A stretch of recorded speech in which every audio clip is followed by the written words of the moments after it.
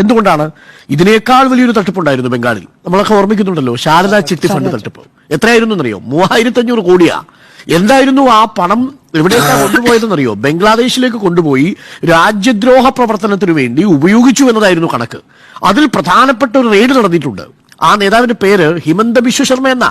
അദ്ദേഹം ഇപ്പൊ എവിടെയാണെന്നറിയാമോ? ആസാമിന്റെ മുഖ്യമന്ത്രിയാ ഹിമന്ത ബിശ്വ ശർമ്മ.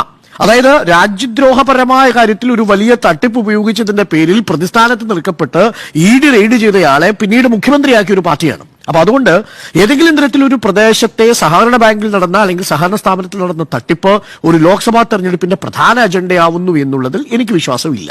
ഒന്ന്. നമ്പർ 2, നമ്മളോട് പ്രധാനമന്ത്രി പല കാര്യങ്ങളും പറഞ്ഞല്ലോ. ഇവരോട് കരുവന്നൂരിലെ നിക്ഷേപകർക്ക് പണം തിരിച്ചു കൊടുക്കുമെന്ന് പറഞ്ഞ ഇതേ പ്രധാനമന്ത്രി 10 വർഷങ്ങൾക്ക് മുമ്പ് നമ്മുടെ നാട്ടിലെ ജനങ്ങൾക്കൊരു വാഗ്ദാനം കൊടുത്തിരുന്നു. സ്വിസ് ബാങ്കിൽ കുറച്ച് കള്ളപ്പണം ഉണ്ടെന്നും ആ കള്ളപ്പണം ഞങ്ങളെ അധികാരത്തിൽ എത്തിച്ചാൽ ഈ നാട്ടിൽ കൊണ്ടുവരുമെന്നും അങ്ങനെ കൊണ്ടുവന്നാൽ 15 ലക്ഷം രൂപ വീതം നമ്മുടെയൊക്കെ പോക്കറ്റിലിടാൻ പര്യാപ്തമായ തുകയാണ് എന്നുമാണ് കൃത്യമായ ഹിന്ദി പരിഭാഷ.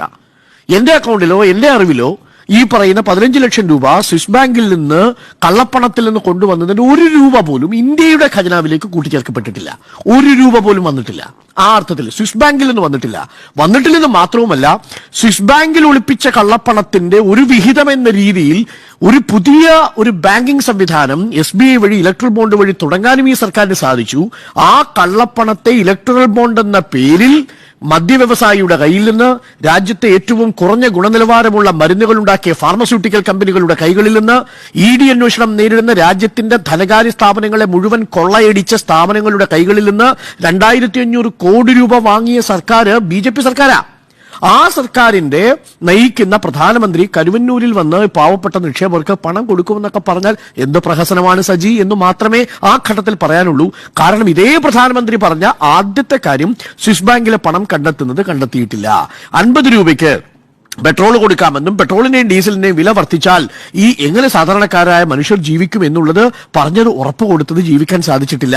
CSDSന്റെ സർവേ പ്രകാരം ഇപ്പോഴും തൊഴിലില്ലായ്മയും പണപ്പെരുപ്പവും വിലവർദ്ധനയും ഒരു പ്രധാനപ്പെട്ട വിഷയമായി നിൽക്കുന്നു. അതിനെ മറികടക്കാൻ ഈ സർക്കാരിനൊന്നും ചെയ്യാൻ കഴിയുന്നില്ല. പകച്ചു നിൽക്കുകയാണ്.